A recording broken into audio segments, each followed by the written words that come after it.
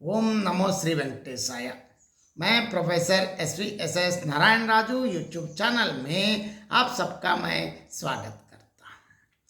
संत गोस्वामी तुलसीदास जी द्वारा रचित श्री रामचरितमानस के लंका कांड से संबंधित विभिन्न पदों की व्याख्या की इस श्रृंखला में आज मैं और एक पद की व्याख्या करने जा रहा हूँ। अब प्रभु श्री रामचंद्र जी का आगमन और सेतु निर्माण करके समुद्र पार करके आने की यह समाचार सुनने के बाद रावण की प्रतिक्रिया और लंका की गतिविधियों के बारे में गोस्वामी तुलसीदास जी के शब्दों में पहले पद देखेंगे और पद के साथ साथ पद की व्याख्या भी देखेंगे। निज विकलता विचारी बहोरी बेहसी गयव ग्रह करि भय भोरी मंदोदरी सुन्यो प्रभु आयो कौत कहि पतोदि बंदायो करि गहि पति ही भवन निज आनी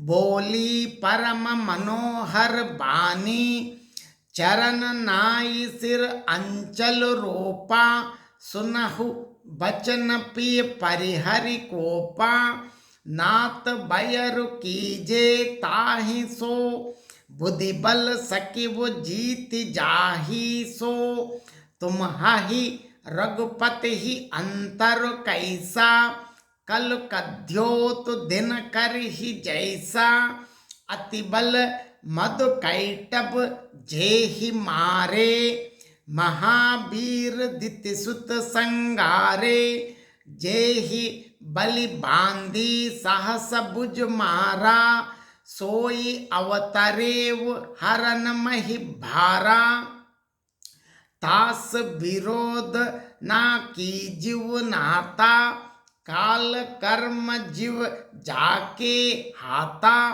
राम ही सौंप जानकी नाई कमल पद मात सुत कह राज समर्पी बन जाई बजव रघुनाथ। देखिए यहाँ मंदोदरी इतने हित वचन बता रहे हैं। अब देखिए सबसे पहले रावण जैसे सुनने के बाद निज विकलता विचारी बहोरी बेहसी गयव गृह करि भय भोरी मंदोदरी सुन्यो प्रभु आयो कौतुक कहीं पतोदि बंदायो।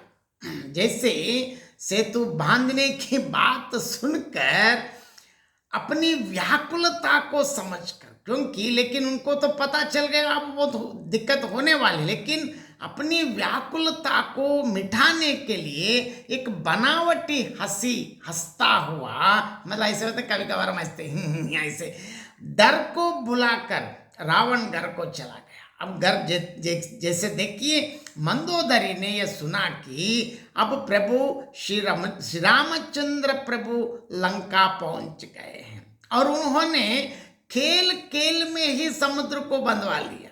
लेकिन वो राम सेतु बनाने के लिए ऐसे परिश्रम नहीं किया।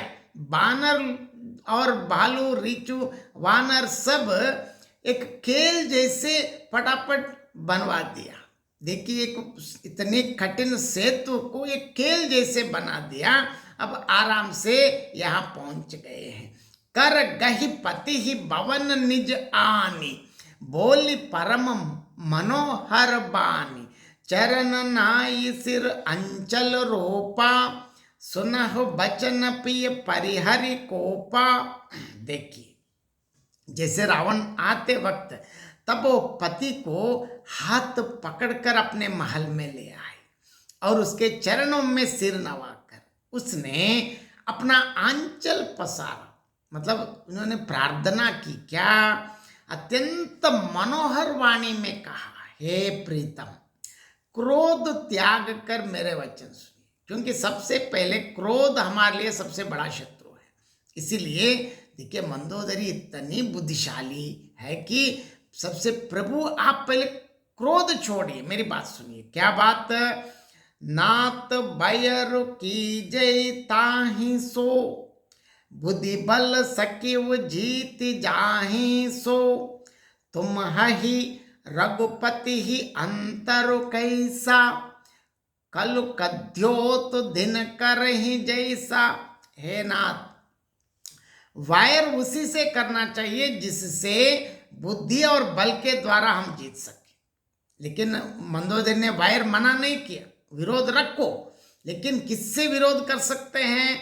जिसको हम इधर बुद्धि और बल से, मतलब पावर और इंटेलिजेंस के साथ हम जीत सकें। आप में और श्री रामचंद्र जी में निश्चय ही वैसा ही अंतर है। कैसे अंतर है? जैसे जुगनू और सूर्य में। क्योंकि आप तो भगवान के सामने कहाँ टिकते हैं। अति बल मधु कैटब जे ही मारे, महावीर दिति सुत संघारे। जे ही बलि बांधी साहस भुज मारा, सोई अवतरेव हरन महिबारा। देखिए पूरा अतीत क्या क्या हुआ बता रहे हैं। जिन्होंने मतलब अर्थात विष्णु रूप होकर, मतलब भगवान श्री रामचंद्र जी अत्यंत बलशाली मधु और कैटभ को, दोनों इतने बड़े बड़े शक्तिशाली राक्षसों को विष्णु ने मारा, और वराह और नृसिंह रूप धारण करके महान शूरवीर दिति के दोनों पुत्र हिरण्याक्ष और हिरण्यकशिपु का संहार किया। और वही विष्णु वामन रूप धारण करके बाली को बांधा, पाताल पहुंचा दिया, और परशुराम अवतार धारण करके सहस्रबाहु को मारा। देखिए अब इतने उदाहरण बता दिए हैं कि मधुकैटभ, हिरण्याक्ष, हिरण्यकशिपु, बलि और इसके साथ साथ परशुराम के माध्यम से सहस्रबाहु आदि इतने शक्तिशाली राक्षसों को मारा। अब वही विष्णु, उन्होंने ही पृथ्वी के भार को हरने के लिए अब रामचंद्र प्रभु के रूप में अवतार लिया।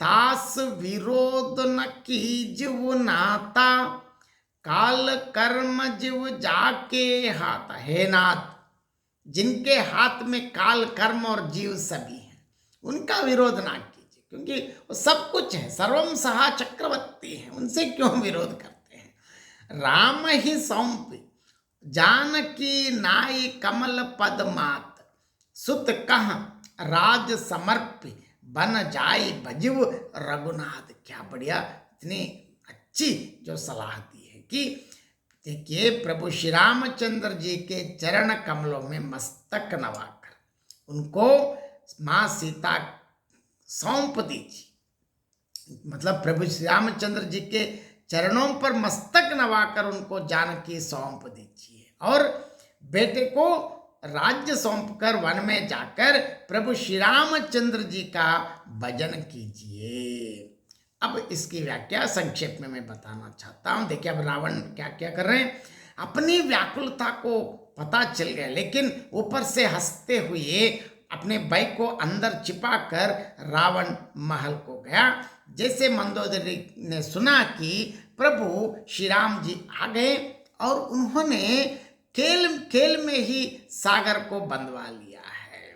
वह हाथ पकड़कर पति को अपने महल में लाकर स्वागत किया, और अत्यंत मनोहर, बहुत ऐसे अत्यंत विनम्रता से उनको अभी बहुत ऐसे वचन बता रहे कि आपके शुभ के लिए चरणों में, ऐसे देखिए पहले पति हैं तो चरणों में सिर नवाकर उसने अपना आंचल पसारा और कहा, हे प्रीतम, सबसे पहले क्रोध त्याग कर मेरा वचन सुनिए। हे नाथ, वैर उसी के साथ करना चाहिए जिससे बुद्धि और बल के द्वारा हम जीत सके। आप में और प्रभु श्री राम जी, प्रभु श्री रघुनाथ जी में निश्चय ही कैसा अंतर है, जैसे जुगनू और सूर्य में। इसीलिए, और भगवान विष्णु की क्या शक्ति आप भूल गए हैं। मतलब विष्णु रूप में अत्यंत बलवान मधु और कैटभ जैसे महान राक्षसों को मारा, और वराह और नृसिंह रूप में महान शूर वीर दिति के पुत्रों हिरण्याक्ष और हिरण्यकशिपु का संहार किया, जिन्होंने वामन रूप का धारण करके बलि को बांधा और परशुराम रूप में आकर सहस्त्रबाहु को मारा, वही भगवान, वही श्रीमन नारायण अब प्रभु श्री रामचंद्र जी का रूप धारण करके यहाँ पृथ्वी का भार हरण करने के लिए राम के रूप में अवतीर्ण हुए हैं, मतलब प्रकट हुआ है। हे नाथ, उनका विरोध मत कीजिए, जिनके हाथ में काल, कर्म और जीव सब कुछ है, तो उनके पास क्या नहीं है। और अब क्या करना है देखिए, और भी बता रहे। सबसे पहले जाके प्रभु श्री रामचंद्र जी के चरण कमलों में स्थिर नवाकर, मतलब उनके शरण में जाकर, भगवान की एक विशेषता है कि जो भी हो भगवान के पास जाके अन्यदा शरणम नास्ति त्वमेव मम प्रभो कहते हुए जो सर्वस्व शरणागति मांगते हैं और उनको सब समर्पित करके शरण लेते हैं, तो भगवान जरूर शरण देते हैं। इसीलिए वहाँ जाकर माँ जानकी जी सौंप दीजिए, जानकी जी को वापस कर दीजिए। आप अपने पुत्र को राज्य देकर वन में जाकर श्री रघुनाथ जी का भजन कीजिए। बहुत बहुत धन्यवाद।